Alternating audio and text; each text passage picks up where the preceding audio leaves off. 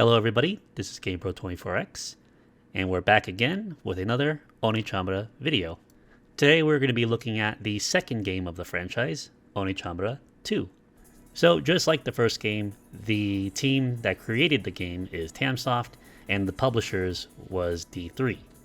And just like the first Oneechanbara game, the games came out under the Simple Series lineup, which for those of you who are unaware and haven't seen the previous video, the Simple Series was like an experimental series that D3 did and still does today, where they take a simple concept for a game, give that idea to a up-and-coming game studio, and they will just make a game based off of that. And the games will be very low budget, and the series names would always be a reference to how much the game would cost. So the series 1500 would literally cost 1500 yen, which is around $15 for us. So the Simple Series continues today, and for Oneechanbara's case, it came out under the Simple Series 2000. Oneechanbara 2 originally released in Japan December 22nd, 2005, under the name Simple 2000 Series Volume 90, the Oneechanbara 2. Now, just like the first game, they had a slightly updated version that was re-released, and then of course there was a modified version of that was released for us over here in the West. I haven't made that video yet, but when I do, you will understand what I'm talking about. 6 months later, June 29th, 2006, Tamsoft would release another version of Oneechanbara 2 titled under Simple 2000 Series Volume 101, the Oneechanban, the Oneechan 2 Special Chapter, which according to the game's Wikipedia, this version of the game released with additional characters you can play as, and these characters are from other Simple Series games. 2 of them are recognizable from the previous iteration, which again, I've yet to make that video, but I will in the future. But 2 of those characters are Riho and Makoto, which Riho comes from a game called Demolition Girl, which apparently got popular over here in the West, and was also just a popular character in general in the Simple Series. I'll go into greater detail about this particular character because she actually does make guest appearances in many other Simple Series games that are not really her own game, but she's more of like a cameo character, and this game is no different. Alongside her, they also introduced 2 additional characters from a different Simple Series game called Dragon Sisters named Hana and Kiku, which we will cover a little bit later in the video. And last but not least, a little bit over a year later, on September 28th, 2007, is when we got a localized release in the West called Zombie Hunters 2. The very particular game that I'm playing today and reviewing today is Zombie Hunters 2, the Western release of Oneechanbara 2. And as much as I've tried to find the actual Japanese version of this game, I don't have much luck. Aside from actually getting the physical copy, which that costs a lot of money, there is really no ISOs of this game out there, aside from the one that you are witnessing right now. And I will have to say, doing research on this game, I did come to find out that there were some changes between this version and the special edition version, the Japanese version of this game, that are practically a downgrade. I will elaborate that a little bit later into the video. That way you guys can get a better understanding of what I meant by that. So continuing forward, just like in the first Oneechanbara game, the main director is Shinsuke Tezuka, and he also played a role in the character design and as the art director as well for this game. Now, as for how much influence he had over the art, design, what have you, that is still a complete mystery, as just finding out information for this game in general is just a very, very long, deep rabbit hole of misinformation and just dead ends. So until I hopefully one day request an interview of the man himself and ask him all these important questions, we won't really know.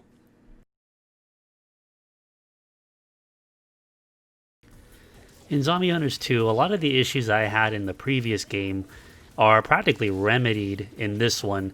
especially when it comes to the combat. The combat feels a lot more fluid, a lot less janky, and you could easily start stringing together combos and keep yourself very, very mobile.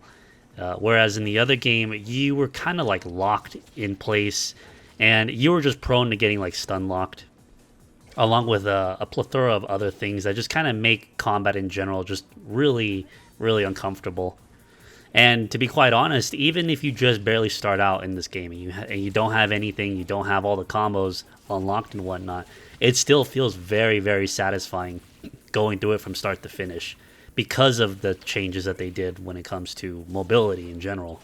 So this is immediately a strong plus upon playing this game. And to be honest, if you're going to start on any Oneechanbara game, any of the older games, I would say, you should definitely just start with this one. This one is just a lot more cleaner and just a lot more fun in general. Another great addition is by pressing left on the D-pad or going to the pause menu, you can actually look up the map, and the map actually tells you where you have to go. So that's another really big plus, so you don't get lost trying to figure out where to go. They also change how the leveling system works. So now every time you go up one level, you'll earn 3 points.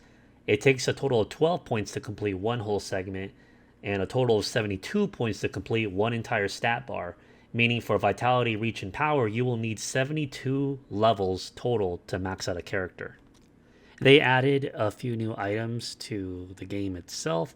So along with the Cure, Power, and Speed gem, we have the Jade Necklace, which is the same as the last game as well. They just slightly altered what it looks like. We also have the Fragments from the Goddess statue. But now we have other stuff, which is the Clotted Blood, which that helps you get into Berserk mode a lot faster. And you also have a Recovery gem, which that helps bring back your other character. Which leads me to my next really important thing that they did for this game, is that they gave you a partner now.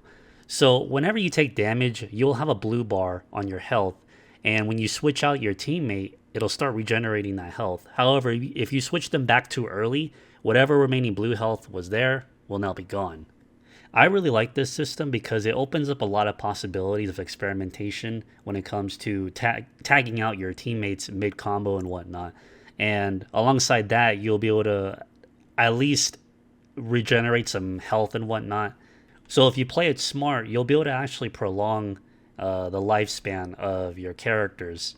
And even if one of your characters dies, you have a backup just in case. The only downside to this is that you have to individually level up all these characters. So you'll have to deal with that. And yes, each character has their own playstyle, moveset, stats, everything. With the addition of the tag team system, you can now actually play co-op with somebody. Obviously, if you were playing on the original hardware and you had two controllers, you could play co-op with somebody. Unfortunately, the co-op is not in split screen, and the only time the other player gets to play is when you swap out characters, and that's about it. Player 2 will control the second player that you have selected, and you guys just tag team it out. Another great change that they implemented in this game is that you can actually save practically anywhere you want. It's limited to when you just walk into a door or into the next area. So for example, let's say you just walked into this new area, right? But you don't have time to play anymore. Well, all you have to do is just hit quit game. You can save it right then and there. And when you go and hit the story mode, it'll ask you, hey, do you want to continue where you last left off? If you hit no, though, it will actually just delete that, and you'll have to just start from the beginning of whatever stage you're at. But for the time when this game came out, that's pretty nice. I mean, there were a lot of games where you can save anywhere you want. They would have like designated save portals and whatnot. But the fact for a game like this that didn't really have any designated save spots, it technically does. You can just save at the beginning of any new area you go into. So that's a really big plus, and I really appreciate that. And that's even especially true when you go and fight a boss as well, because whenever you enter the boss room, you have to walk a little bit longer and then you trigger the boss fight. So again, that save function really helps if A, you're having a tough time and can't beat the boss and you want to take a break, or B, you don't have time to potentially fight a boss for a while, so you can come back and try it again later. If it's the one thing that annoyed me the most in the previous game, was that the experience orbs, you know, the things that you need to level up your character, they disappeared a little too quickly. They only lasted for 30 seconds, and it's very frustrating when you're fighting a room full of enemies and you have to run around and grab all these and potentially ruin the combo string that you have. Well, thankfully, they actually doubled the amount of time it takes before an orb will disappear. So it takes 1 full minute for any orb to disappear, which is great. And another addition to the orbs is that now the orbs have a slight magnetism, so they will pull towards you, so you don't have to necessarily walk on top of them like you did last time. You will still have to do that with the blood orbs though, but that small change is pretty nice. They also changed how you now obtain bigger and better orbs. So in the previous game, the key was to get a very high hit on your combo and also have a high kill count. Well, now in this game, it's all tied to your cool combo. So the better you can perfectly time your cool combo and you can actually land those hits, you will actually raise up this meter on the side that is very reminiscent to Devil May Cry's style meter. So long as you landed your like final attacks with the cool combo and you stay in violent style, any kills you get from here on out will drop large experience orbs for you. So you don't have to always time it, but yeah, it's pretty nice that they reward skill. Berserk mode still functions the same, and the game actually goes out of its way to kind of let you know that, hey, if you do your cool combos more, you'll get more blood and more splatter on yourself and whatnot. So it at least teaches you that. But now, whenever you go into Berserk mode, you'll actually push enemies back, which that's actually really nice, because in the previous game, nothing really happened. You just transformed and enemies will be around you and they'll just immediately slap you. And I always hated that. So I'm glad that transforming in this game actually gives you a little bit of breathing room. However, I did notice that if you do your full entire cool combo and happen to transform, you do like this super, where the range of the Berserk transformation is a lot bigger, but it actually kills things all around you. But it can only be triggered by finishing your entire cool combo string perfectly. And the last thing that they changed was how you acquire the question mark stat. So in the previous game, to fill up that question mark stat, you have to actually invest experience points and whatnot into it, which was a sink because in the last game, all it did was unlock a costume. It wasn't anything impressive or anything like that. So for those who were none the wiser, you would most likely dump points into that thinking it would pay off later, only to find out that it's just a regular costume that doesn't give you any additional benefit. But in this game, the question mark bar cannot be accessed whatsoever by just dumping points into it. No, it's grayed out to you, but the only way to actually increase the progression of it is by doing these things called blood gates. So at every stage, there's 3 blood gates hidden in the map. I say hidden because, well, they're practically, they're a little bit off the beaten path, but they are generally in the areas where you need to go anyways. You just slightly just deviate from the path. And they will appear as an entity, as an enemy, and the only way to open them is you have to keep using your combos. You have to keep using your cool combos, which, of course, that requires you to put in some points into your combo meter, because without that, you won't be able to do an X amount of hits to open the door. So, of course, at the very beginning of the entire game, it's going to take only just a few hits to open the doors, but it progressively will increase in hits as you go along. And at the very, very end of the game, when you're doing the final 3 doors, it will require you to have an entire combination bar full for Aya in order to open the doors. And you will have to perfectly time her entire cool combo string in order to open all these doors. Now, once the door is open, you will be transported into this realm. It's practically just a really big gauntlet area where it's always raining blood. And that blood raining on you will actually increase your splatter meter, which is what's going to help you go into Berserk mode a lot faster. All of the blood gates are the same, so to speak. They will vary with enemy types and whatnot, but it is just the same exact thing. You open the door, go inside, fight a gauntlet full of enemies, you grab the prize, and then you leave. So you'll need to do this 3 times per stage, and there is 6 stages total. Once you do that, you'll be able to fill up the entire bar, which, spoiler alert, if you haven't figured it out from the last game, it just gives you another costume. Now, I had to pull this from my stream because once you go back and redo the blood gates, they no longer drop the item that you need to pick up. And there it is. At the very end of the blood gates, for the first time doing it, it will drop this yellow shiny thing, which again, it will go towards the question mark bar. You need to collect all 3 per stage, and you will fill it up in no time. And one last thing about the question mark bar is that technically every character has that bar, but when you fill it up, it stays full for everybody, and only one character, which is Aya, the main character you play as, she is the only person that receives the benefit of the question mark bar. So in hindsight, you only need to do all the blood gates once, and then that's it. Even though all the other characters will have this question mark bar, it does not mean it'll unlock another costume for them. No, it's only for Aya. I'm not sure why they did that, but seeing as she is the main character, kind of makes sense. But yeah.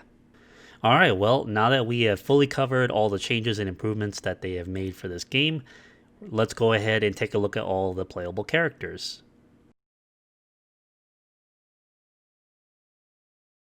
Now, before we talk about the characters, I want to go ahead and show you guys this new feature that is practice mode. So in practice mode, you get to select any enemy type you want.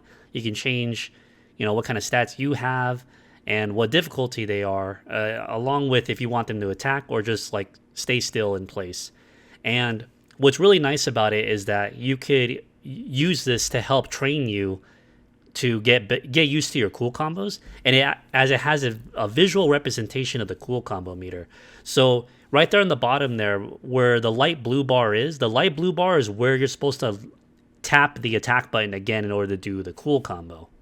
The red portion of the bar is supposed to represent the animation that you can't enter any new inputs to do something. The blue portion is supposed to be what I just mentioned. If you start entering a new command in the blue portion of that bar, that's when your character will actually start to do something. However, while you're in the red, you can bypass that so long as you line up your attack perfectly in the cool combo, which is, of course, the light blue bar. The yellow portion is supposed to represent the frames when the sword actually makes contact with the enemy. So certain swings will have their own predetermined set of frame data, and that's essentially what you're looking at here. It's just frame data. If you're familiar with fighting games, a lot of fighting games, when you go into the practice mode, they will have this same exact thing where you will just do random jabs and hits and whatnot, and it'll tell you everything there. It'll tell you how long the entire animation is, when you can cancel the animation, what frames of that animation will actually connect and do damage, all that good stuff. So what makes this a very powerful tool in Oneechanbara is that the entire cool combo system is all tied around essentially frame data. More or less, it's more tied around, when you hit the attack button again as soon as it hits on the body. And with this visual representation, it helps you get a better understanding and a better feel of it. At first, it's good to have a visual representation of how it's supposed to work, but over time, you need to start training yourself on feel. You're supposed to train yourself on knowing when you're supposed to tap the attack combo again. Because in the actual game, you will not have access to this whatsoever. You won't have access to all this frame data. So you will eventually have to memorize every character's movesets and how they perform. So we're going to start off with Aya. So while you're holding forward and pressing the attack button, you will do a forward lunge attack, which is great for pushing people back and doing good damage. Pressing side and attack will do a 360 spin, which is great for clearing out people around you. Pressing back and attack will make you do a launcher. However, if you hold the button, it'll actually launch you upward, which is great for repositioning. Simply pressing the melee button, which is triangle, will just have you do some kicks. Doing forward kick will allow you to do this, of course, forward kick that will push people in front of you away. You could also do some kicks on the side as well, but they're really nothing impressive. And you can also do a back kick as well, which does a sweeping motion, which helps knock people off their feet. Pressing circle will allow you to throw Aya's knives, which is really good for killing enemies from afar, they're actually really powerful. And Aya is the only character that actually has an initial jumping slash attack, just like that. After that, everybody just has like the same downward slashing attack. Pressing triangle as you jump up in the air will allow you to do two different kicks. One initial swinging upward kick, and then the last one going downward. You could also throw Aya's knives while you're in the air as well, but you're only limited to like one, maybe two. Pressing forward in the dodge button, which is X, will allow you to do dodge moves, which have a lot of invincibility frames, so they are good for keeping you safe when you're fighting bosses. However, Aya does have the worst backflip out of all the characters, simply because it's just less mobile and just kind of clunky. While you are dodging, you can actually throw a knife as well, so that's also pretty neat with flexibility. And last but not least, this is what her suicide attack looks like whenever you press triangle and circle at the same time. Of course, just like the last game, it does cost you some health, but it will do massive damage or potentially kill a lot of mobs around you. So it's really good for clearing out rooms if you need to. And this is what her cool combo looks like when you have it perfectly timed all the way to the final attack. So one interesting property about that final attack that Aya does when she sheaths her sword, you are completely invincible throughout that entire animation. So the payoff is worth it for pulling off that final attack. And just like in the first game, if you do 3 attacks and you time it just right, you'll do like a side-to-side slashing attack, which is really nice for clearing out rooms. Obviously, when you look at the frame data, you'll see that you're actually supposed to time the attack button a little bit after you make contact with the enemy. So in situations like this, it's really good to actually know when you're supposed to time the attack, because the game doesn't tell you otherwise unless you're here in practice mode. And it will be practically impossible to have a feeling with it, because practically the cool combo system all the way up to this point has practically taught you to hit the attack button the moment it lands on the body. Well, with certain attacks like these, that's not always the case. So I want to stress how important it is to have something like this, but I want to also warn you to not be too reliant over it, and I'll use that as an opportunity to actually learn the timings down without the visual representation. Also, one thing I did notice is that during these flurry attacks, whenever the frame counter goes over the part where you're supposed to like land the next attack, your entire health bar turns green. You can see it flashing over and over again. And it's the same thing for normal cool combos as well. It flashes white. Here it flashes green. So that's an interesting little detail that I didn't really notice playing the game normally until I sat back and saw this in practice mode. So alongside that flurry attack, you'll notice that there's like a little purple bar just underneath the white bar, which that one, to activate that attack, you need to, of course, do the 3-hit combo, wait a little bit, and instead of just doing the regular slash attack, which would do the horizontal side-to-side attack, you press forward and slash, which allows you to do this palm strike, which is very unique because you need that specific attack to kill a certain enemy that we'll go into later in the video. Both Aya and Saki have this ability, all the other characters do not. So for the sake of time and sanity, I'm only going to go over the different things that all the other characters have, as practically everybody has similar movesets, with just slightly altering differences to them, which I will just point out, and that's what's going to happen for the rest of this little segment. So some of the changes that Saki has is that instead of doing the forward lunge attack like Aya does, she actually has a projectile attack. It looks very similar to the side slash, which is what I'm doing now, but it is her forward slash attack. The projectile is kind of short despite how devastating it looks. It looks like it travels a lot farther than it does, but not really. The damage that this move outputs is not too bad either. It's only when you're in berserk mode is when that damage ramps up dramatically, and you will definitely start mowing down very small hallways with just that one move. Now, Saki's circle ability is actually really special, so when you press circle, she'll start charging towards something, but it won't actually do anything unless you're pressing a different direction on the left stick while pressing the button again on your target. And I'm not really sure what the game calls it, but I think it's a type of finisher ability, and I'll explain why I mean that later. So after initially starting the attack with circle and pressing up on the left stick and pressing circle again, Saki will like climb on top of the zombie and actually like literally knee their head off of their body. It's pretty cool, but it's not enough to really kill them. But it is really interesting.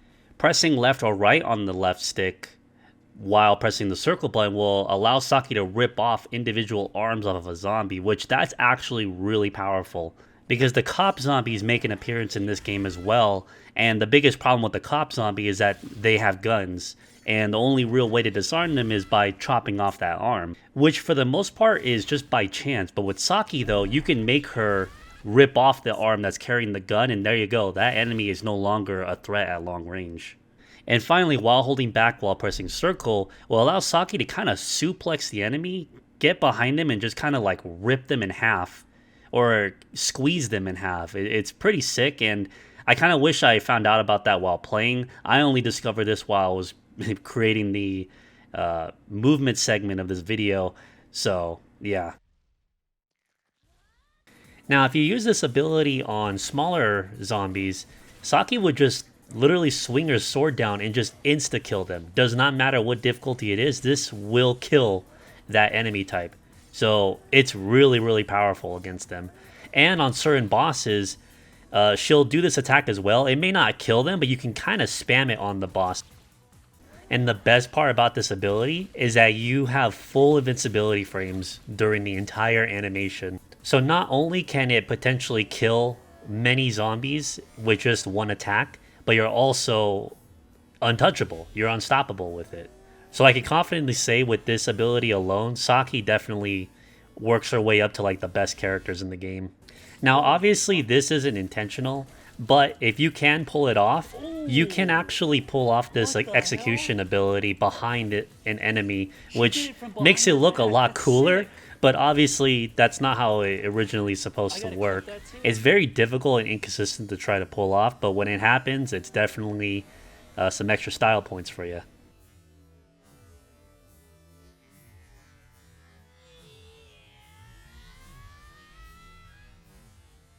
If you press the circle button while you're in midair, you'll actually like do like this slam attack, which at a distance it will hit them with the sword. But I actually didn't know this, but if you actually manage to land a close quarters hit on them, it'll allow Saki to literally grab their head, do like a toss, and rip their head off. And it looks like it kills on most enemy types. But the move in general is kind of impractical because you can't really lock on to anyone, and you really have to be running up to somebody like in a straight line to really get that. So in terms of like combo variety, it's not really something you just throw into your mix or your string of combos. But it is still really cool though. And the last thing is that Saki actually has like a better movement when it comes to dodging. So she actually does side rolls from side to side. And she actually does a proper backflip, which again, I think is a lot better than Aya's in terms of mobility and speed. And the last thing about Saki is this is her full-on cool combo string when you have it maxed out and perfectly timed.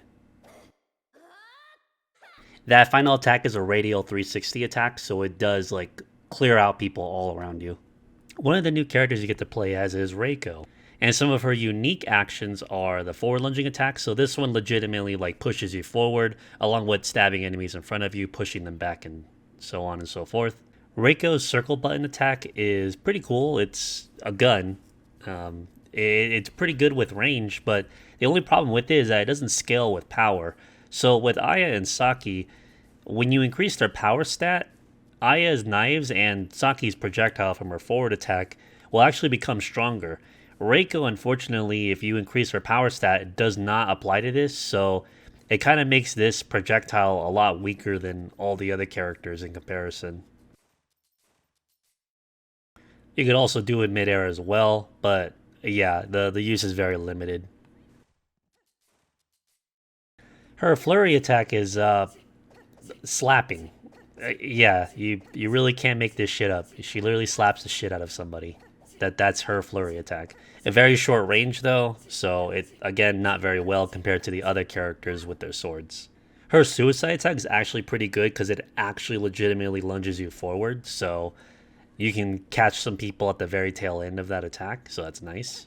Reiko doesn't have that many attacks with her sword attack, so it can't really last as long or do as many attacks as like Aya, for example.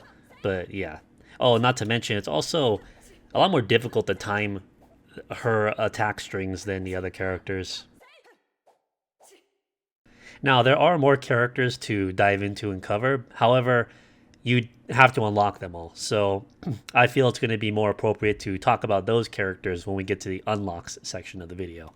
I'm only talking about these three characters because these are the three characters you start out with in the main story of Oneechanbara 2.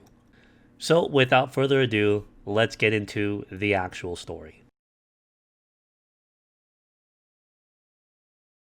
So just like the first game, there is a total of 6 stages, and this time for the story, it does take place a little bit after the first game.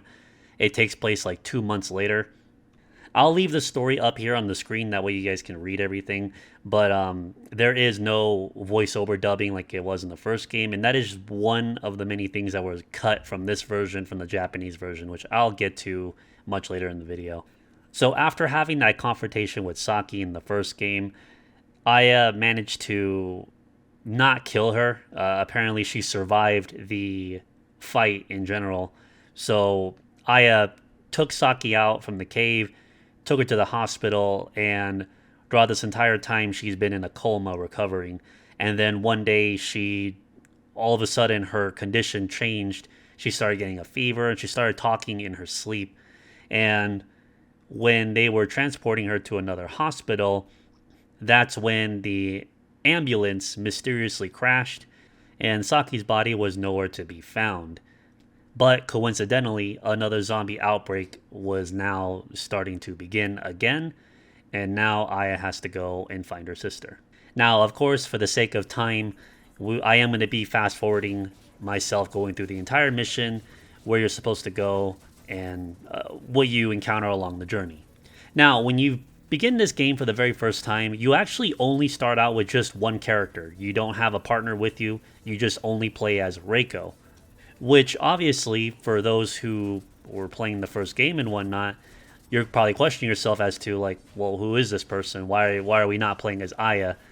I'm not sure if they were, like, pulling a Metal Gear Solid 2 where...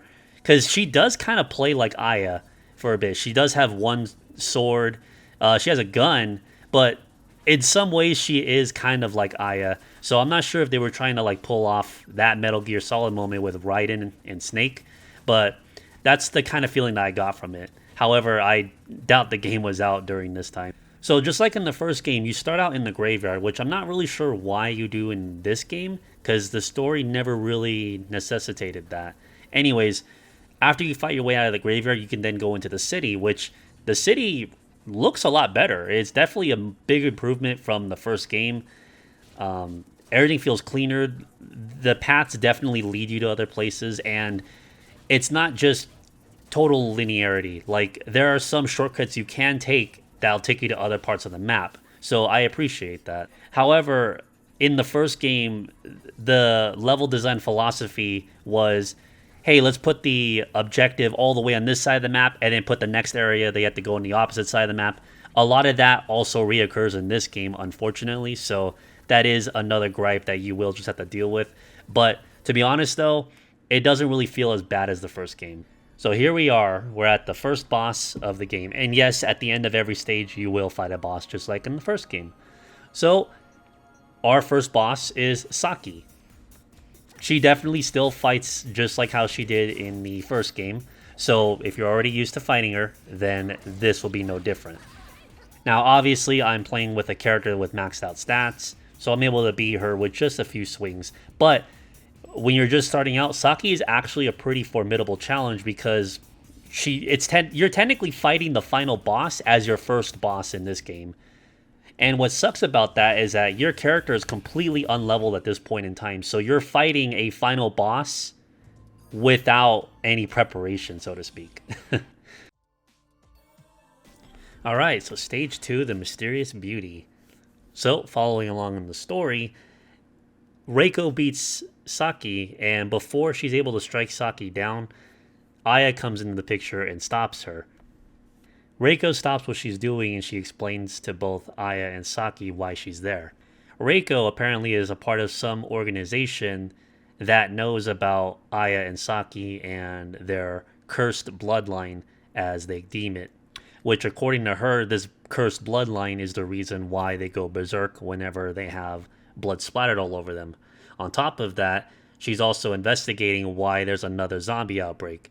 The organization that she works for is aware that Saki was the catalyst for the very first outbreak that happened in the first game, so they assume that Saki was the catalyst for this one as well. But she also mentions to Aya and Saki that there are other people that have this cursed bloodline as well, and Aya believes that they may be the reason for the outbreak and it's not Saki this time. So Aya fully believes that this is the work of somebody else, and both of them are going to go on a journey to find out who is causing this second zombie outbreak. Now, it doesn't really state here, but according to the story, Reiko is supposed to have parted ways with them here, and you'll see why I say that. Alright, so the second stage takes place at a mall. I'm not really sure why a mall, but here we are. So, this place is pretty large. Thankfully, you have the map to kind of guide you and let you know where to go every time you pick up a key item. However, there are certain sections to the mall that aren't really mapped correctly on the map. So, there's like one spot that you have to go to, but you actually don't really believe you're supposed to go through that path. And unfortunately, I did take the wrong door, so we have to return back to this area that we just came from. Alright, so here's what I mean by that. Now, this map is supposed to be for the next stage, so a little bit of a spoiler, but I want to help illustrate a point and a small criticism about the map and how it's not exactly perfect. So currently, right now, we're in this area where the red arrow is pointing. So after grabbing the key item in this area, the game is supposed to tell you with the little star where you're supposed to go to next.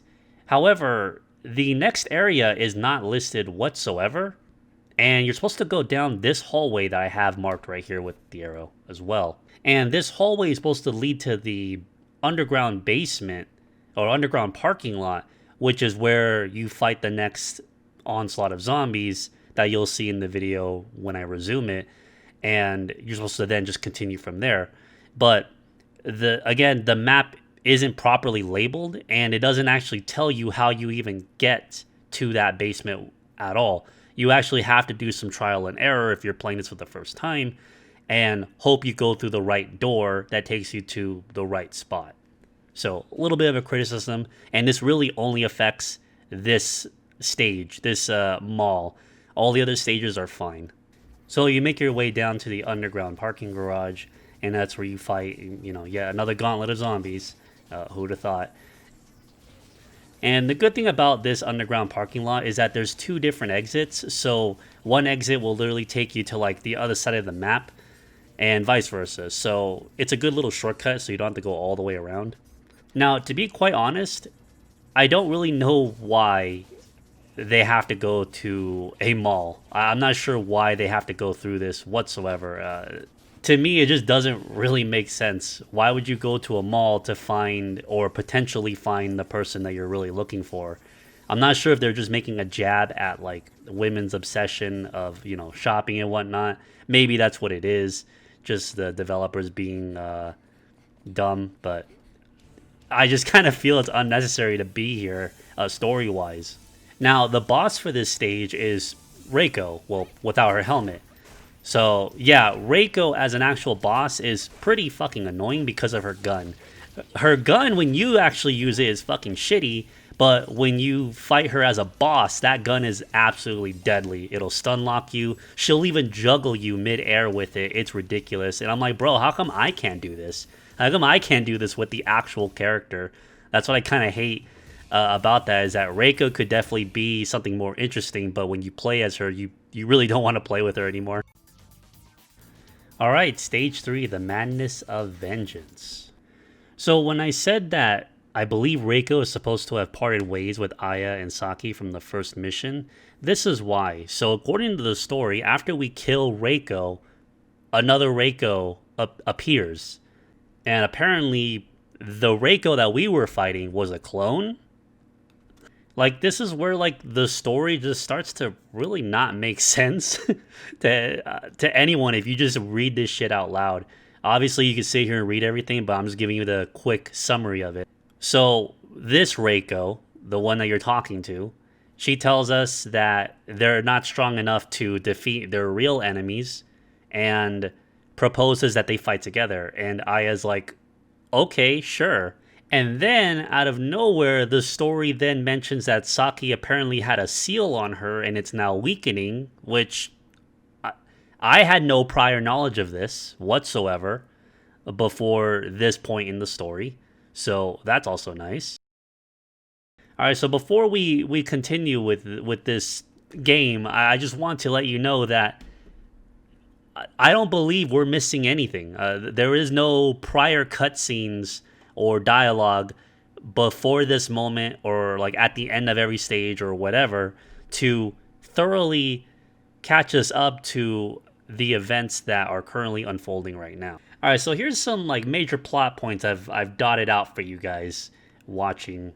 All right, so the boss that was Reiko, who tried to kill both of us, we killed her, and now another version of her is standing before us, telling us that was a clone of herself. This Reiko is telling us that we need to team up together to defeat our real opponents, which we don't know who the fuck they are, who not only works for some shady ass secret organization, but literally in the previous stage, she tried to kill Saki herself.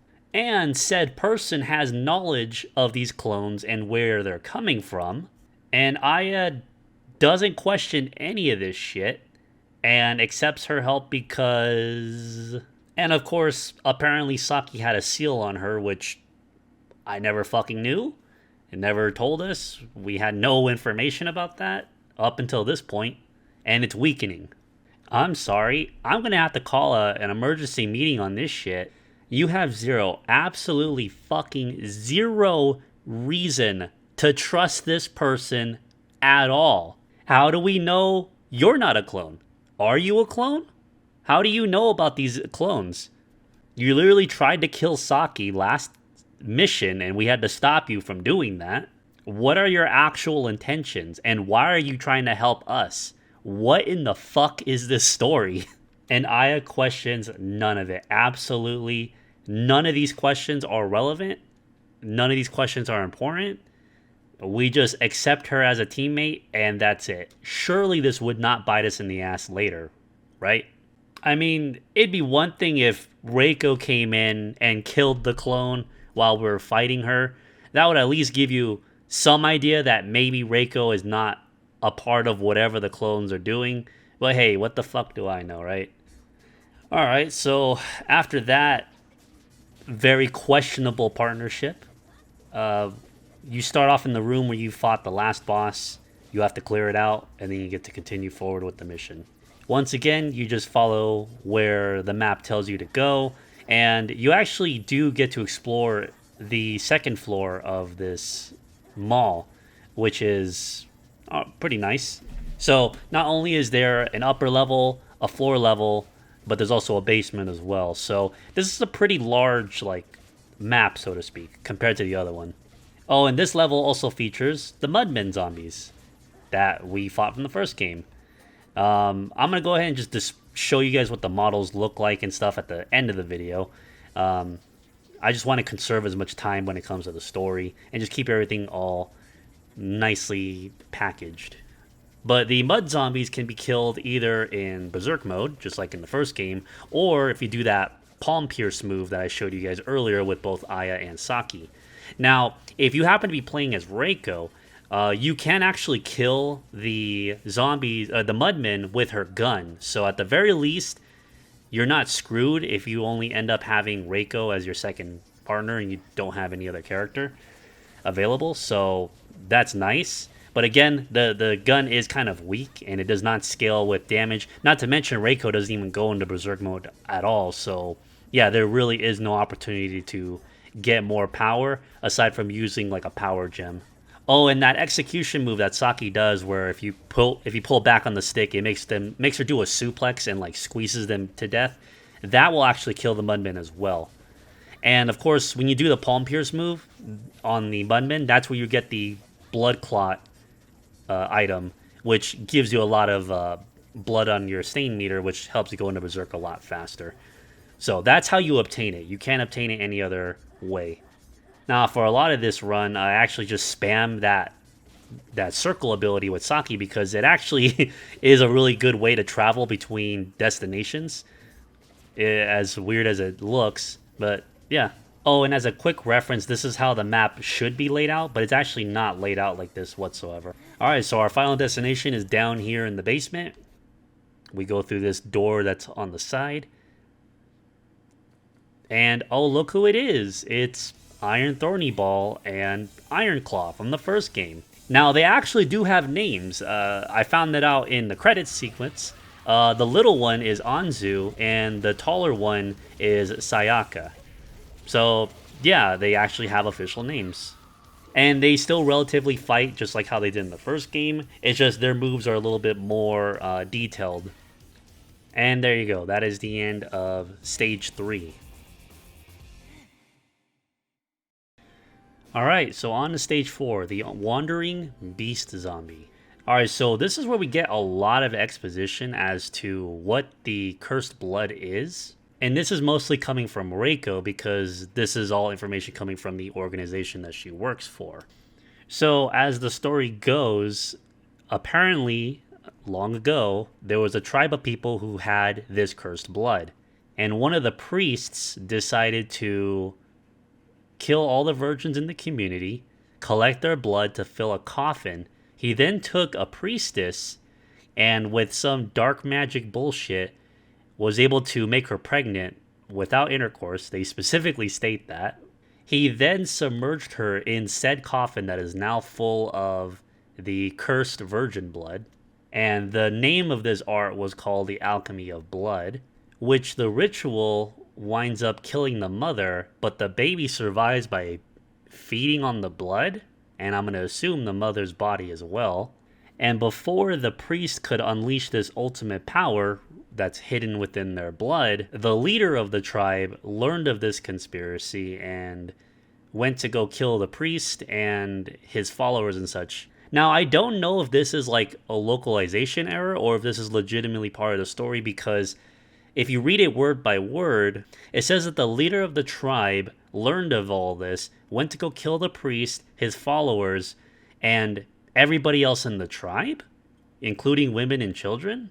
Now, I'm not sure if that is like the leader killed everybody within his own tribe, or the tribe that housed this priest, he killed all of them. Like, they were all a part of one big tribe, right? And this is one small subsection of the tribe, and the leader went and massacred that entire subsection. I'm not sure. It might just be a localization thing, but the way how they kind of describe it, it sounds like the leader just punished everybody, and I mean everybody. And I'm like, that doesn't make any fucking sense. So I don't know. I'm not sure if this is legitimately just really bad storytelling or just a really bad localization error. But this part of the story also doesn't make any sense to me either. And apparently that baby survived by feeding off of the corpses of the priest and many others, and was able to grow up and mingle with other tribes. And thus the alchemic blood was able to be passed on to generations. Yeah, that got really fucking dark, but at the same time, it became really fucking confusing. So I'm just gonna try to make the best assumption possible of what they meant, and we're gonna just go with that. We're gonna go with the leader learned of this bullshittery going on with a certain subsection of his own tribe. He went to go kill all of them, and they just moved on. So while the normal tribe continued and lived on through generations, that subset, that little section that did this thing, this horrible thing, they're no longer around except for the baby that survived. So that is the only different strain or different I don't know, just a different fucking version of the blood within that tribe now exists in the world. Shit, man, if they keep this up, I might as well just put this up there with Metal Gear Solid in terms of fucking storytelling. Holy shit. So this level is actually pretty short looking back on it. The only reason why it feels a little longer is because traveling from point A to point B in this particular level set, which we're back in the city, mind you, but we have to explore a different section of the city. The reason why it just feels longer is because some of these segments are really, really long stretches of land that you just have to traverse. Whereas in the previous levels, the map was more condensed, but you had to go through many, many rooms in order to progress through the entire level. So there's really like nothing of note that really happens in this level. So there's really nothing interesting to talk about it, unfortunately. Now I'm hoping you guys are starting to notice a trend here. So stage 1 was in the city. Stage 2 and 3 were both in the same mall. It's just you get to explore different sections of the mall. And then now in stage 4, we're back in the city, but we have to explore the other half of the city to continue with the story. So yeah, they are technically reusing the same assets. However, I do think it's handled a lot better in this game than it was in the other game. Because in the other game, they just allowed you to go to like one additional section of the map and you just had to replay the entire map. Whereas with this one, it legit feels like I'm going to like a different part. Like it doesn't truly feel like I'm in the same city, if that makes sense. And mind you, this game was also made on a budget. This was a part of the Simple series, so of course they have to keep things on a budget. Obviously, you're not really feeling the budget now, right now, Mr. Krabs, but I guarantee you will a little bit later. So I'm just gonna let the rest of this level play out. Again, I'm fast forwarding it as quickly as I possibly can because once again, you have to go through one side of the map and go to the complete fucking opposite side of the map. And yeah, 10 out of 10, great level design.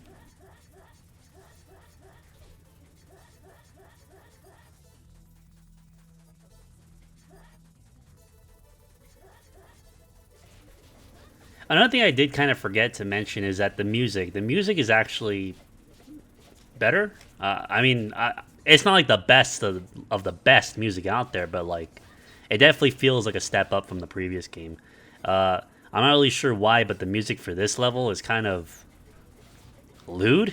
I don't know how else to describe it, but I'll definitely link to you guys the OSTs of this game. That way you can kind of get an understanding of what I meant by that. But I just want to quickly fast forward through all of this. That way we can get this over and done with. All right, so we finally reached the boss room.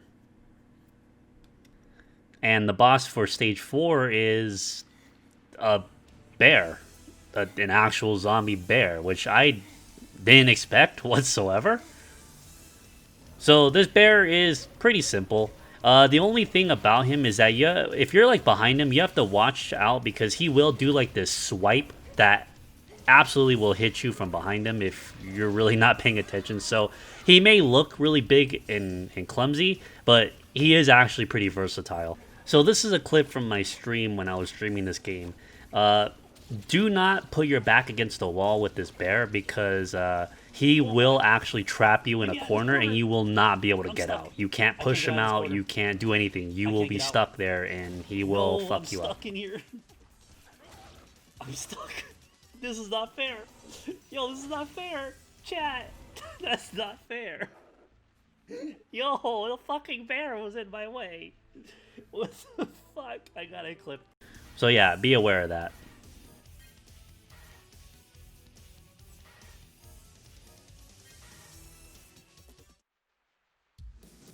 And that concludes stage 4. Alright, on to stage 5, the Abandoned Temple. Orgy of Death. You know, despite like how the game looks and whatnot, it really is not that much sexual at all. Like you rarely see anything alluded to anything of that sort. So I just find that very interesting. So in the story, we find ourselves in a cave.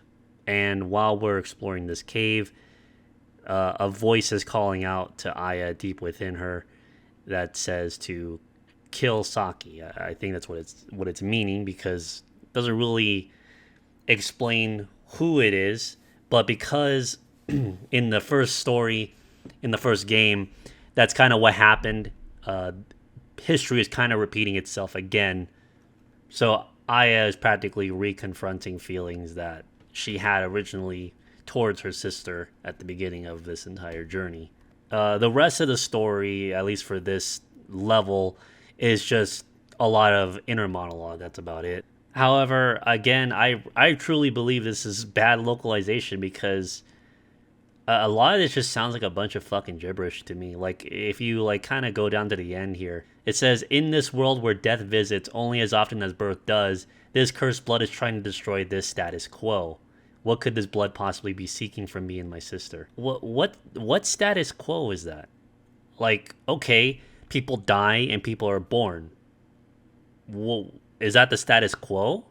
And how is this blood destroying that status quo? Fuck, if anything, that blood is maintaining the status quo, because you go berserk and you start, lashing out at everything around you. So I don't really know how this is breaking a status quo when it literally is upholding it. Unless it's like alluding to immortality, which, okay, I guess that could technically break the status quo, because you can't die. So, you're birthed, but then you can't die, which is something that nobody or nothing on this planet can do. So, I guess maybe I'm either reading too much into this, or maybe I'm looking at it through the wrong perspective. If you guys have like a better idea of what they're meaning through this dialogue, let me know. So this level is actually supposed to be reminiscent of level 5 and 6 from the previous game, where we end up in an underground like tunnel system. Thankfully, it's actually laid out a lot differently and a lot better, I would say. You still have to go through many rooms, but at the least it is much bigger and is much more spaced out, and it's not like it's full of a bunch of reused rooms like in the last game. However, Stage 5 is unique, and it doesn't really follow the same rules as the other levels do all the way up to this point.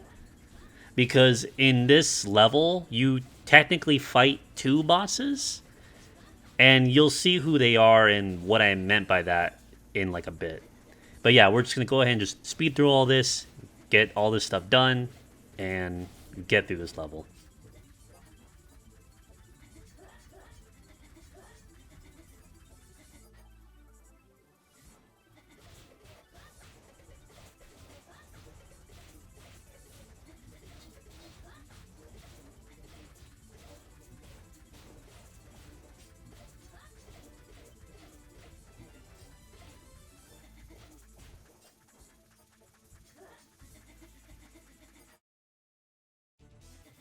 All right, so we made it to one of the boss areas, and oh look, it's Sayaka, which I have to call her that now. Yeah, it's just her by herself. So we have to fight her individually and grab an item.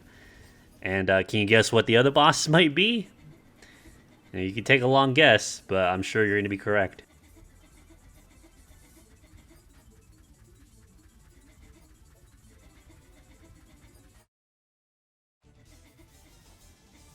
All right, and here we are at the second boss battle, and of course, it's Anzu. So you get to fight both of them one on one. So the game considers this two individual bosses. So, okay.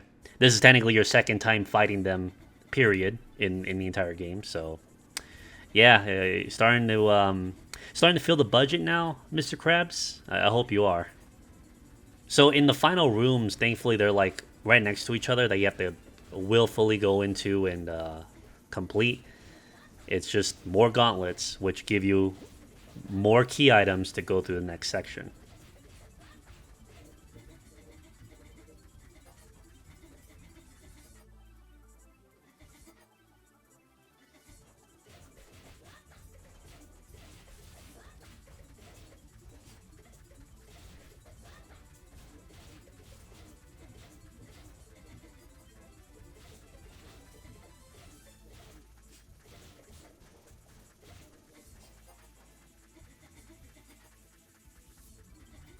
All right, so here we are. We're at the final stretch of the entire level, and surprisingly, you don't fight a boss at all.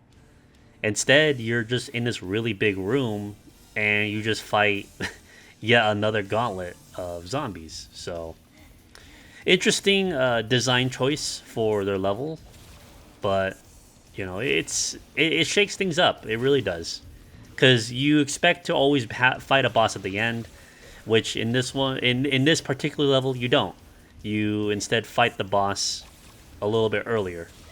So we're just gonna go ahead and fast forward through all this shit because it's just another gauntlet fight.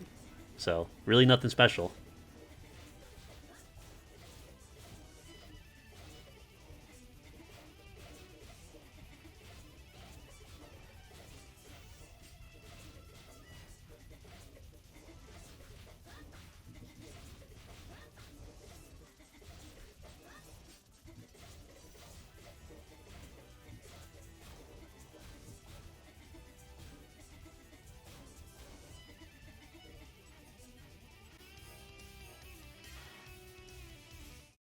And there we go. That concludes stage 5.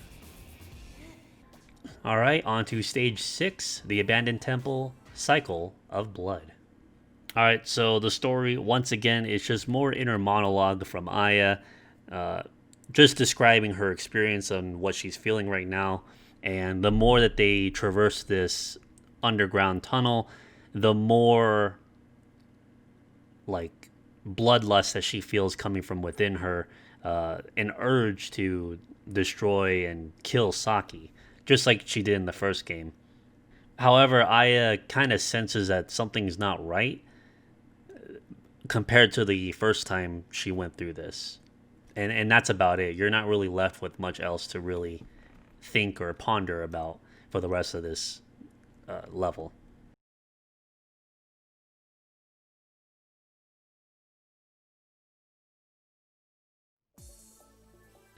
All right, so off we go for the last bit of this venture. So, again, just more gauntlets, just more never ending onslaughts of zombies. They do actually throw in a bit more mudmen in this stage, and I believe in the previous stage as well. So, that is something you will just have to overcome, which isn't that difficult due to both Aya and Saki having more tools to deal with the mudmen in their arsenal. So, a lot better than the first game, where the only reliable way to kill them is by going into berserk mode. All right, well, I really don't have any other comment for the rest of this stage until we get to a certain point. So go ahead and just enjoy the rest of the stage for now.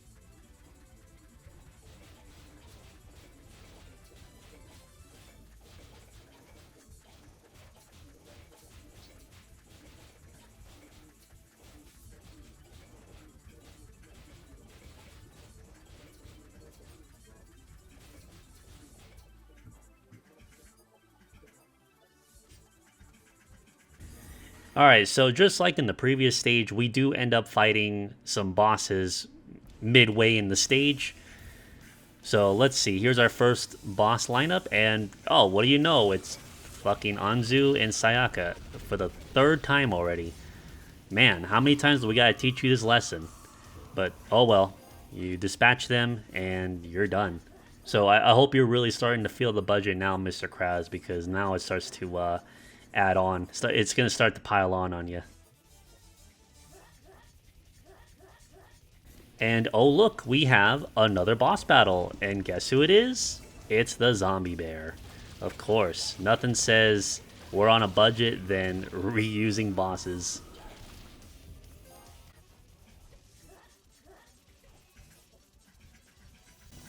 All right, we finally made it. We made it to the end of this stage.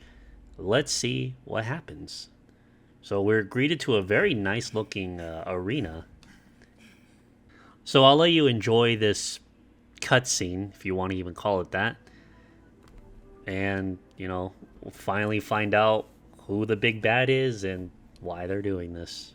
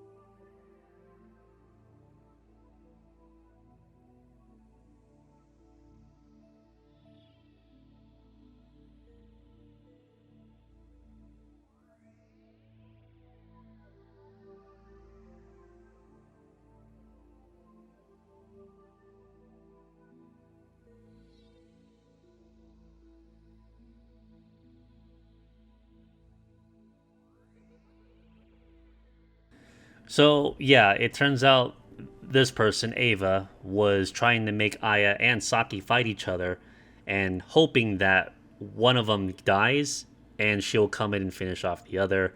But she's really only after Saki's heart to use it to become powerful.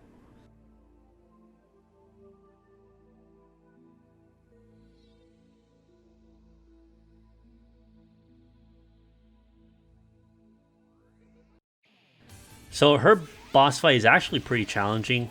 Obviously, I'm using a maxed out character while in Berserk form, so I was able to dispatch her quickly. But I'll definitely discuss more about her later. But for now, I will just say she definitely is a tough opponent. So that concludes stage 6. However, it's actually not over yet.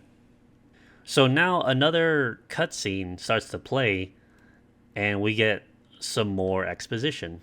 Now, I know I've given the story some shit so far throughout this review, but this segment right here is actually written pretty well and goes into a lot of nitty gritty details about what is happening right now.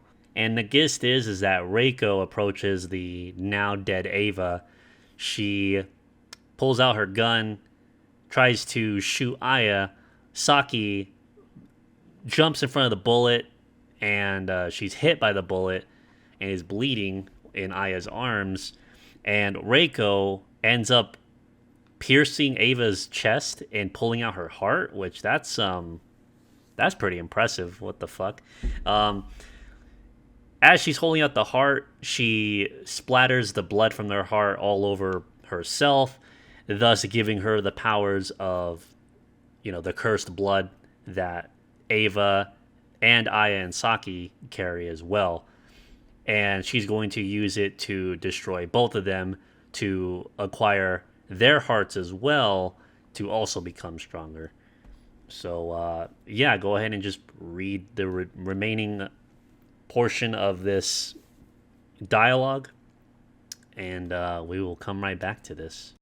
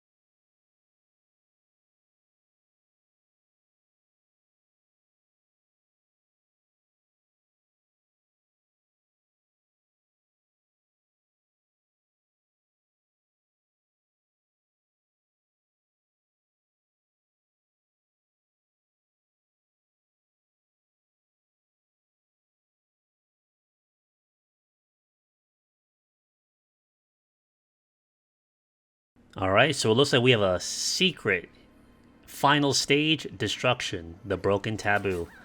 So now we get to fight Reiko again, but she is in berserk mode since now she inherited the powers of the cursed blood.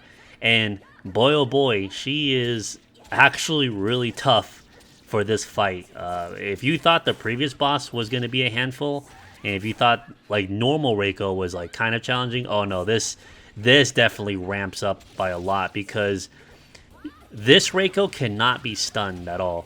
Normally, she can when she's not in berserk mode, but in in this form she can't, and she'll just keep on wailing on you no matter what. And she has some new abilities on top of her gun that practically cover the entire area and will hurt you. So even if you are at a distance, she could still mess you up pretty quickly. So there we go. We defeated Reiko, and let's see how this story concludes.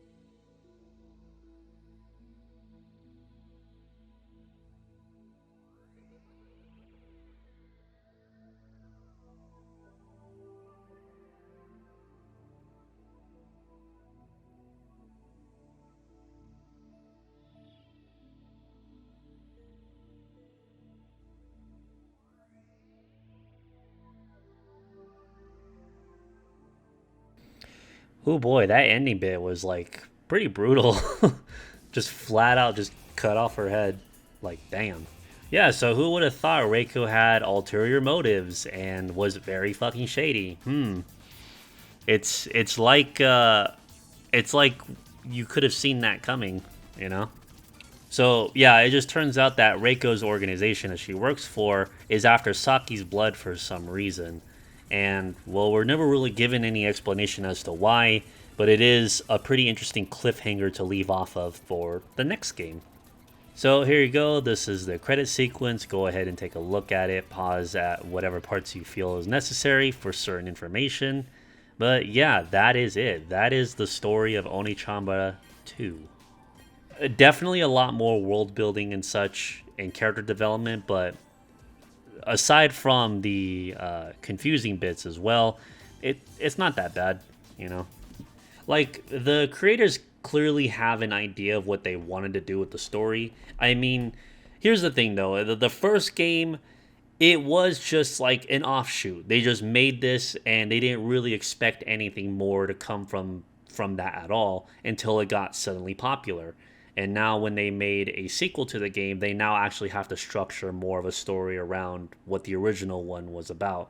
So the best way I can describe it is imagine just like kind of putting something together that's usable, but you don't really expect it to be useful to you for much longer, and then all of a sudden you now have to use it more often. So now the upgrades that you need to give to that item now have to revolve around the original design and the foundation of it, and now you just have to build upon that. So yeah. So even though the first game became a pretty decent success, the story was simple enough to where you can still build something more off of, and you won't really hurt yourself in terms of continuity. So yeah, it's not too bad. Still a little confusing, but it's not too bad. So, just like in the first game, we have quests that you can complete to unlock additional stuff for the game, thus increases the replayability. However, they did kind of revamp the system a little bit to make it a bit easier to accomplish these feats, and they're not too demanding like they were in the first game. So, first of all, you need to be on normal difficulty or above in order for anything to count. Another great addition to the system is that while you are playing in game and you're trying to achieve a specific quest, a pop up will appear after you have completed that stage of the quest. Most of these quests have 6 stages to them, so you have to complete them one at a time per level, mind you.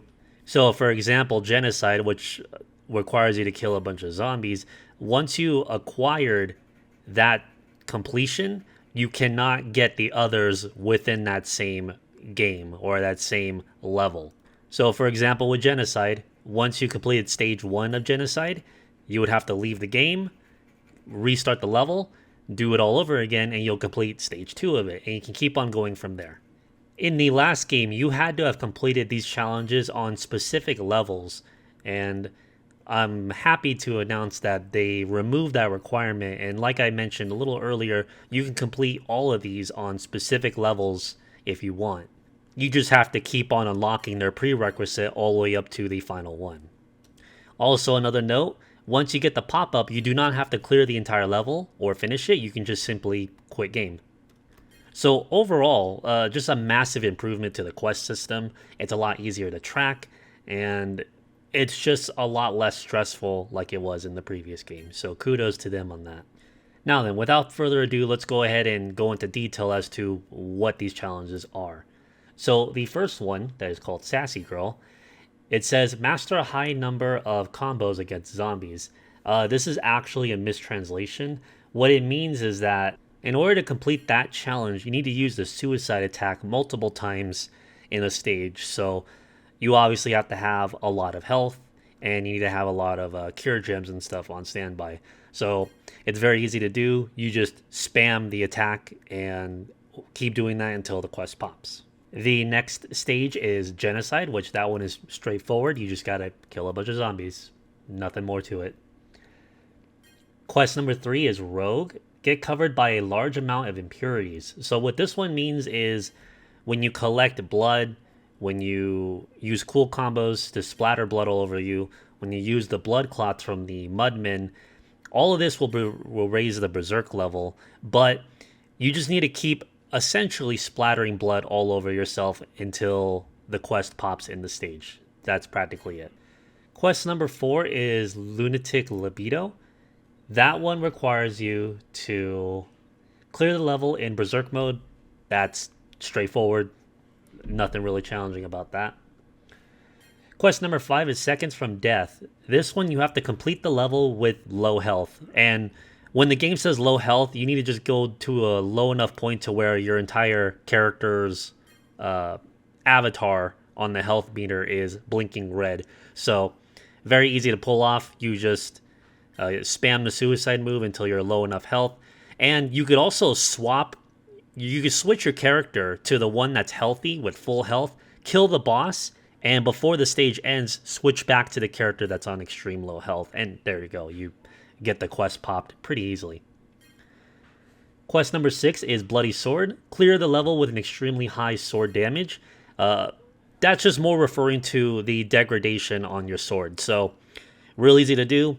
Have one character have the sword completely bloodied, switch to the other character, proceed to go through the entire mission, fight the boss, and just before you kill the boss, immediately switch back to the previous character that had the bloody sword, finish off the boss, and there you go. Just real quick, real easy.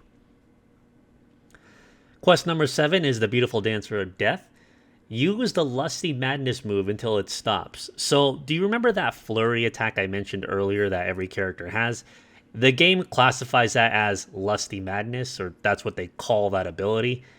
Kind of silly, but yeah, that's what it is.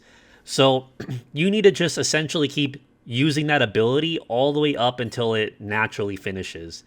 And according to this guide that I'm reading here, you have to hit 25 times. So, that side-to-side strike that Aya does, you have to do that 25 times in one succession, and then it'll pop. Thankfully, you don't have to do it multiple times. You only have to do it once, and, the quest is done forever. Quest number 8 is the Dance of the Empress. Score consecutive kills of zombies beyond the number required. So, this one is legitimately just quick succession of kills of zombies while you're in certain stages. Other stages make it easier with the high kill count, but you just need to reach an X amount. So sometimes you need to hit 30, sometimes you have to hit 70, sometimes you have to hit more than that. So that's basically what you have to do to complete that. Quest number 9 is Renzetsu Queen. Clear the level without suffering damage from the enemy zombies. That one is, it's straightforward. You just don't get hit.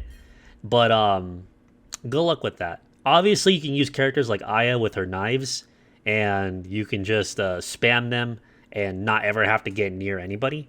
So, you could just do that. So it can be simple, but at the same time, it could be challenging. Quest number 10 is the Flawless Queen. Clear the level by killing the boss in very little time. So that one's also straightforward. If you already have a character that's maxed out, you're in Berserk mode, you could easily kill them in just a few seconds and the quest will pop. I ended up getting this one pretty early because it's just really simple to do. And quest number 11 is Master of Cool. Clear the level with a high success rate of cool combos. So the easiest way to get this is you use a character that you're comfortable with, completely do one successful entire cool combo string. Then you can just use Aya or any other ranged character and spam the projectiles all the way to the end of the stage. Because technically, if you never swing your sword after that initial point and you got it down once, you technically have 100% cool combo success rate. So it's technically kind of easy, but at the same time, maybe it could be a little challenging for some. And finally, quest number 12, which is Zombie Piercer. use the Pierce move against rotting zombies many times. So that palm strike that I demonstrated earlier, that's essentially what you have to do. You just go to a stage where there's a bunch of those zombies, kill them with that move, and depending on where they are, you can just like leave the area and come back, and they'll just respawn, and you can just keep on redoing that until the quest pops. And there you go.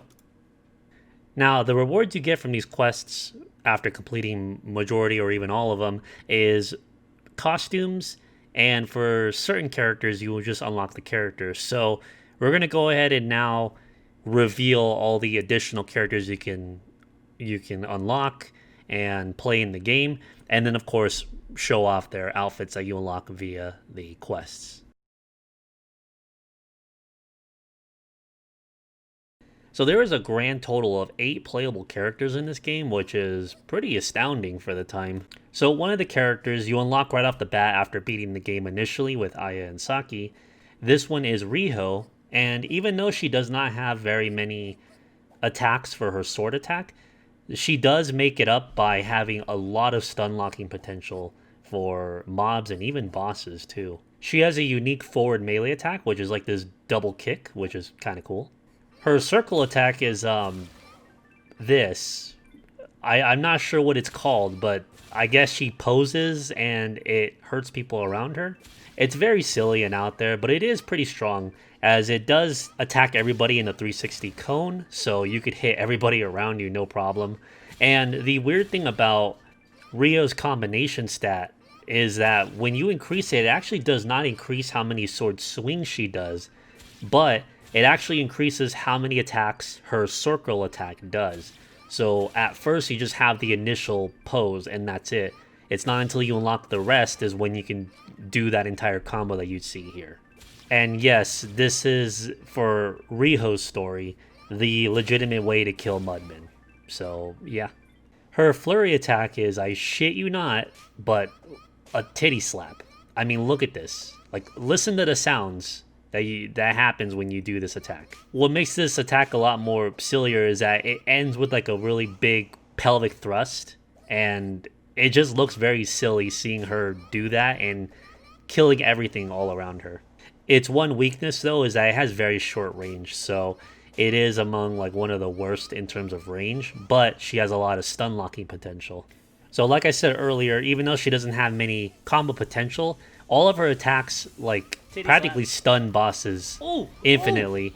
So whenever you do this particular attack, you know, this is what happens, and it completely destroys bosses. It's pretty hilarious though.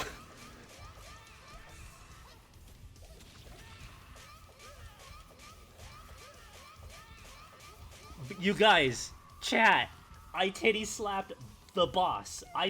Rio's also able to go into a berserk state, and when she does, she ends up getting an apron and her hair turns blonde. But to be quite honest though, it's actually kind of annoying to play as this character, especially in berserk mode, because of, well, this shit right here.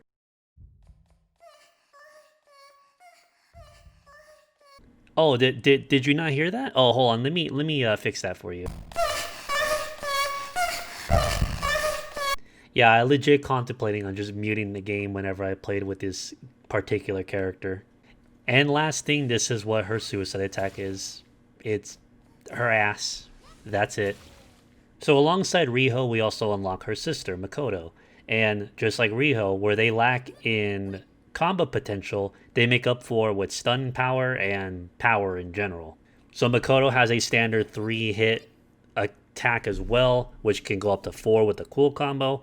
And when you level up her combination stat, it increases how many attacks you'll do with her circle ability, which her circle ability is just a flurry of punches. It has very short range, but you can use it up to 5 times in one combo string, and it's really quick as well. So very powerful, very short range, but very quick. And the last attack that Makoto has, which is her absolute biggest strength and what makes her a complete powerhouse, is this roundhouse kick. Now, you would think a character that's so small with small legs and whatnot would have a small hitbox with this. Oh no, this thing is very, very far reaching. The hitboxes are ridiculous, and the damage it outputs is massive. And the cherry on top is the final hit that she does, where she does like a thrusting kick, and that just like kills people in a large cone going forward. It is a absolute boss killer, and I highly recommend mastering that ASAP when it comes to that character.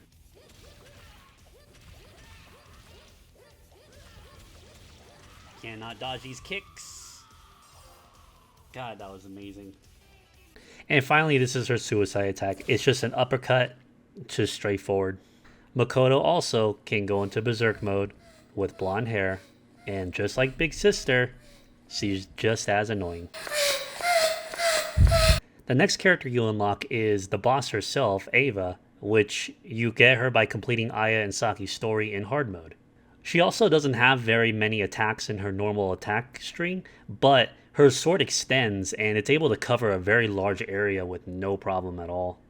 So kind of similarly to Saki, her circle attack can vary based on what the left thumbstick is pointing towards. So there's a neutral attack, there's an attack if you're holding left, right, forward, and back as well. And the back attack actually shoots a projectile that lunges forward. She could also perform this attack midair as well. The only caveat to the circle button is that you're only limited to just one attack. Her full cool combo string actually includes these attacks in them as well. So you can kind of see the circle button as like a quicker and easier way to access that wide arcing attack. And finally, this is her suicide attack, which is very powerful. It definitely can attack multiple times in a very small radius around her. Her flurry attack is just the Reiko slap, so nothing impressive about that. Ava also can go into a berserk state since she has cursed blood in her, and what I kind of like about it is that it leaves like this really nice like neon purple / pinkish trail. So the next two characters that you can unlock in Oneechanbara 2 are Hana and Kiku from the game Dragon Sisters, which of course is another Simple Series game, which of course got popular in the West, and we got a Western release of it. So just like Riho and Makoto, which also came from different Simple Series games, these two are no different. And in this game, you get to play as either character. One character is more proficient in punching, and the other one is more proficient in kicking. So yeah, it's a pretty interesting little game that I played for a little bit, and I might actually cover it whenever I have some extra time with it. But it's pretty fun. So after playing this for a while, I was like, oh man, I wonder how they're going to implement these characters' fighting styles into Oneechanbara 2. Are they just going to be full-on melee characters? Well, let's see how they actually are in-game. Now, to unlock them, you either need to complete every single quest in the game, or if you have a save of Dragon Sisters on your memory card, you can immediately unlock them in Oneechanbara 2. So unfortunately, both these characters are practically clones of each other. They play exactly the same with just like one minor difference between the two. They don't have many combos in their combo string. However, they actually cannot accumulate any blood on their swords at all. So that's the one really good thing going for them, is that you actually don't have to worry about weapon degradation. However, instead of weapon degradation, you have these bullets here instead of the sword. And that ties directly into what happens in their game. So if you press the circle button, you will be able to do their special action, which consumes one bullet. And depending on what character you're using, will either determine if they're going to be using fist types or kick types. So Kiku is the fist user, so when you use the circle button, she will just use her fist in this very strong attack. And if you don't have any bullets, the character will just kind of like do this like little animation, kind of signaling to you that there's just no ammunition to expend. So like I said, these two characters are practically clones of each other. The only difference is that when you press the circle button, they will do different attacks. And Hana does kicks, and she also has massive plot. Alright, we're already past the 1 hour 30 minute mark, so I'm going to go ahead and just try to get through the rest of this video as quickly as possible. Alright, so now we're going to go over the costume portion of what you can unlock. So here is just Aya in her default outfit. For completing 4 quests, you unlock costume number 2. Clearing 10 quests unlocks this, which is practically a strapless bra version of her outfit. That's all black. Costume number 4 is unlocked when you completely fill up that question mark bar by completing all the blood gates. And what's kind of interesting about this outfit is that it's basically like a tiny version of Aya. So kind of like a little sister version of Aya. That's why it's called Aya Tan. Costume 5 is unlocked by beating Berserk mode, so it's practically a permanent Berserker form. Very much to the super costume akin to Devil May Cry. And also you don't drain any health while using it. Costume 6 is unlocked by beating Futaba's story in easy difficulty, which I actually really like this outfit out of all of them for Aya. So now we'll go over Saki, which also, the emulator has some issues with the textures as well, so you're going to notice that, but there's really nothing else I can do about that. Clearing 6 quests will unlock costume number 2 for Saki.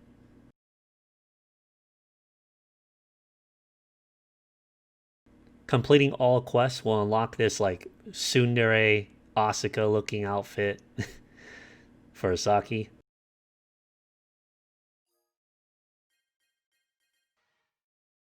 Costume 4 is the infinite Berserker mode, so you just beat the game in Berserker difficulty. Costume 5 is by beating Riho's story in normal difficulty.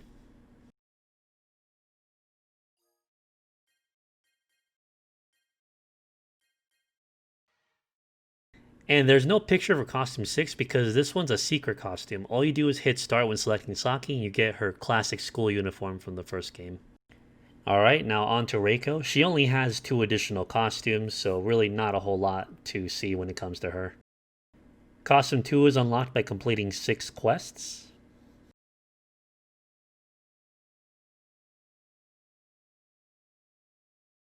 And Costume 3, which I actually like a lot, you unlock by clearing Riho's story on hard difficulty.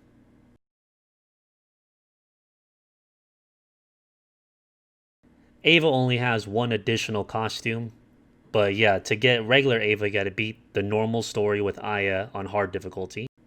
And to get her other costume, you have to beat Riho's story on violent difficulty. And this is also just another costume that I like. Not really sure what it is with this game, but it seems like the more clothed that they are, the better they look.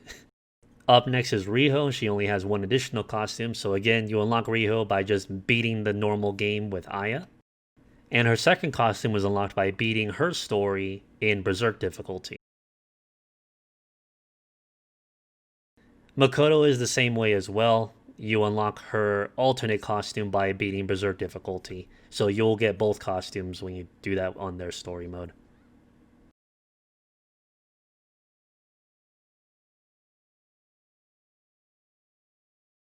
Hana and Kiku only have their based costumes, and that's it. And of course, the way to unlock them is, of course, completing all quests, or if you have a save from their game, Dragon Sisters, you will have them unlocked immediately.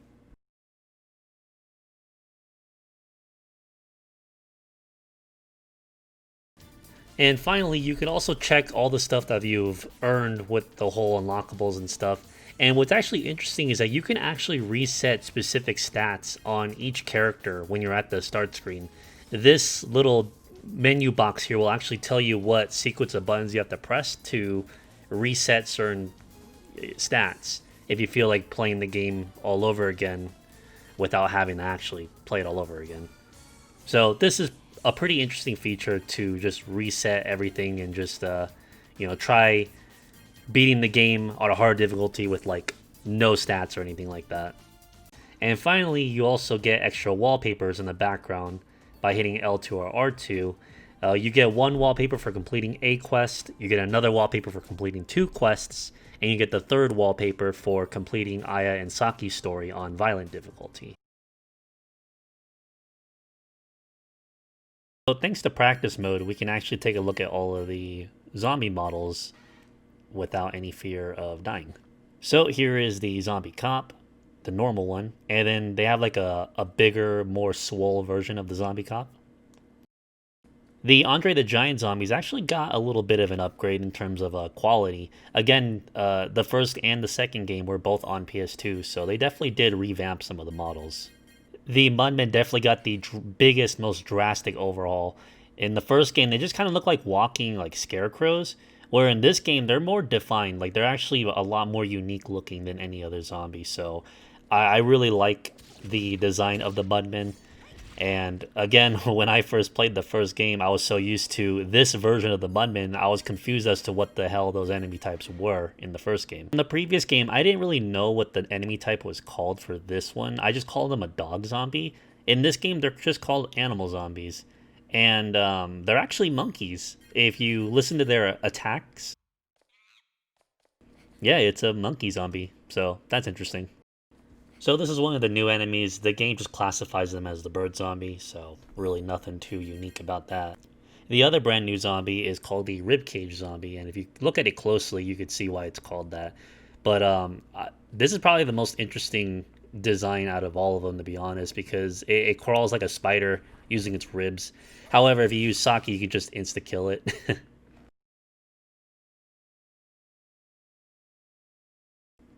So there's not too much for me to talk about here because I don't own the original games, but from what I've been able to dig up, here is like some small things that were cut from the English version that were present in the Japanese version.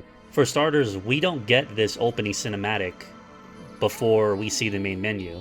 Uh, it's pretty, what's the word for it? It's pretty low grade and cheesy as all hell. But I think that just adds to the charm of what this game is. So I'm going to leave it playing in the background while I just talk about some other things that I've discovered when it comes to the differences between this version and the Japanese one. So one thing that was cut was Japanese dialogue during the beginning segments of every mission where you would read like what's going on. There used to be actual voice acting for that, but for some reason they cut it out in our version. Now, I'm not sure if I did mention it in the video because there's already so much to scrub through, but whenever you play as Hana and Kiku, the stage actually changes the music to the game that they came from. So it plays their music instead. The same thing was supposed to happen when you play as Riho and Makoto for their story as well. So I'm not sure why they cut that out for them because it's just music, but whatever. I really don't know. Until I actually speak to anybody who has made this game, they'll definitely give me some insight as to what was going on. But yeah, the English version is technically the inferior one compared to the Japanese one, so hopefully if I get my hands on a Japanese version or Japanese ISO, we'll really see what the actual differences were. Gotta get that other one. Also, I don't know where to put this, but I'll put it here. I think it might be an emulation problem because I have no clue how it performs in the actual game on the actual hardware, but with Riho's story, you actually get soft locked. The enemies that are supposed to come out of there, they don't, and Riho and You have to kill Makoto don't have projectiles, unlike Aya and Saki. So, yeah, you can kind of get soft locked. Thankfully, I had somebody in chat like kind of show me how to activate cheats on PSX. So I was able to get past this part to find out what happens, but I'll link all that stuff in the description below in the event that somebody wants to do this same event happens and they want to get past it. See, when I did.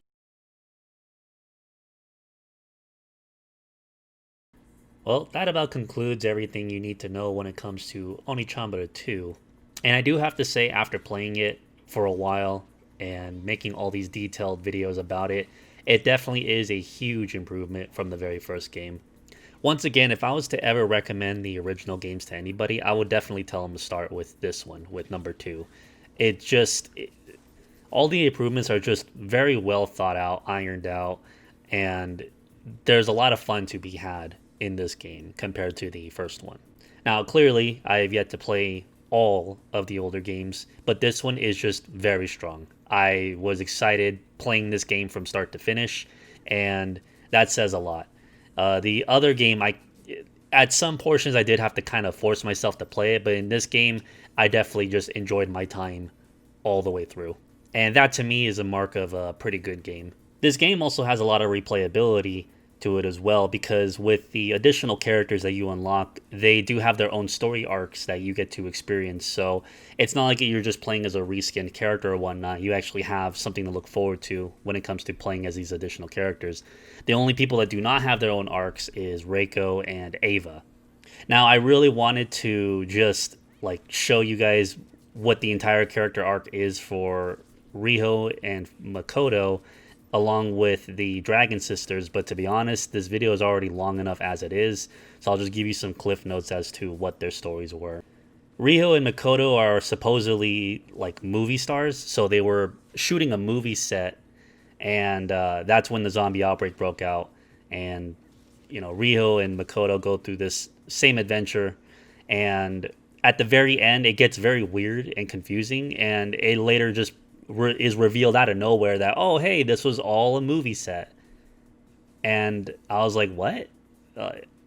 I didn't even fucking bother to go back and reread it again. It was just, it really wasn't too impressive or anything like that. So, yeah. Unfortunately, I didn't really get to play too much of the Dragon Sisters storyline because I was already kind of like done with the game as it is. But it looks like they had something going on for them as well. When I do actually go and explore, I'll definitely like maybe pin a comment explaining what their story arc was. But like I said, as it is, the video is already very long, and I want to hurry up and finish this because I really do want to make videos about the next game, because the next game that I have planned, I'm very excited for. It's just I really needed to get this one done. So sorry to those who were expecting that, but I really gotta finish this up. Now, obviously, aficionados of the hack and slash genre, this isn't a Devil May Cry. But I still think that there is enough there for people who enjoy the hack and slash genre to actually enjoy this game if you put some time and dedication into learning and mastering the system that they have implemented. But I do want to preface this, just like in the first game, this is probably a game that not everyone's going to enjoy or be a fan of, and that's okay. At the very least, I just wanted to make this video to document and detail what the second game was all about, what it had in it, and to then later compare and contrast with the upcoming game, Oneechanbara Origins, which has been out for a while. I've been playing it, I just haven't had time to make a video on it because I've been busy making this video instead. And for those who don't know, Oneechanbara Origins is supposed to be a remake of this game and the first game. So when I finally make those videos, we'll actually get to see what has changed. And I gotta tell you, from playing that game, a lot has changed, and hoo boy, there's a lot to talk about. So that is it. That is going to be the conclusion of my review or overview, whatever you want to call this, of Oneechanbara 2. I hope you guys found this video very informative or helpful in any way, and feel free to give me any criticism, because to be honest, I'm not sure if making super long videos like this is my strong suit. I'm actually more used to making shorter videos, if anything. So I definitely want to ask you, the viewer watching, do you actually enjoy me dissecting an entire game in one giant video? Or should I condense it into smaller videos and make it as a series? That way it's a lot easier to digest and consume for those who really wanted to see the nitty-gritty details about this game. Because I will say, for Oneechanbara Origins, I do plan on just doing like a spoiler-free review, and it's going to be a much shorter video than this one, I'll tell you that. Definitely no longer than like 20 minutes, kind of long. Just to give you an idea of what the game is, what I think of it, and if it's worth playing and paying for it and whatnot. Then after that, the subsequent videos will actually be detailing individual aspects that I have found in the game that do need some more information, or more a detailed description of like how to better utilize and take advantage of the system. So I will definitely leave a pinned comment in this video's comment section below if you guys actually would probably just prefer that way in terms of ease of digestion, or a giant video like this. But again, I think the best thing for me to do moving forward is to just focus on smaller videos for the remainder of the games, and again, just do what I already mentioned I was planning to do with Origins, where I will just make small videos about individual aspects of the game that definitely just need a video topic on their own when it comes to that. So I thank you all for bearing with me with this damn near 2-hour overview. It was very grueling and very difficult to make. I'll tell you that. It was definitely an endurance run. So, yeah, hope you guys enjoyed all the research I put into it. Props to Shinsuke Tezuka and the fellas over at Tamsoft for making this game. It was a pretty fun adventure, really big improvement. Really like what you guys did with the upgrades from the previous game, and I hope the later games also just keep on improving when I review them. So, and before I go, I want to give a special shout out to my Diamond Dog tier Patreon, Watches TV 1. But I also want to give a shout out to my Twitch sub, Identity Glitch, because technically subbing to my Twitch is the same amount as subbing to my Patreon for that Diamond Dog tier. So you both kind of get that same benefit. Now, truth be told, I actually checked my Patreon and such after I fully rendered and uploaded the video to YouTube. So this is me post-production about to re-render the video again to add in this little shout out. And I do this because I try to fulfill the promises that I try to keep with people. I know it looks a little like half-baked here, but I promise you in the next video I'll actually have a special little segment for you guys. So hang in there on that. This is GamePro 24X, and I will see you guys on the next video.